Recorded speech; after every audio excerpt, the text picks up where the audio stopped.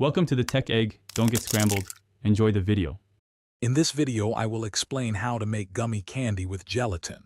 First, gather your ingredients. You'll need about 4 tablespoons of unflavored gelatin, 1 cup of sugar, 1/2 cup of water, and your favorite flavorings and food coloring. Also, prepare your molds or a parchment-lined baking dish. This ensures a smooth process from start to finish, making delicious homemade treats.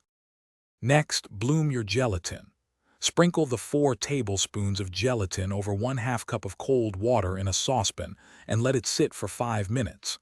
Then, add 1 cup of sugar to the saucepan.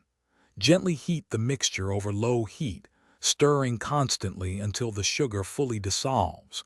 Do not let it boil, as high heat can reduce the gelatin's ability to set properly. Once the sugar is dissolved, remove the saucepan from the heat. Now is the time to add your desired flavor extracts and a few drops of food coloring. Stir them in thoroughly. Quickly pour the warm liquid into your prepared silicone molds or the parchment-lined baking dish.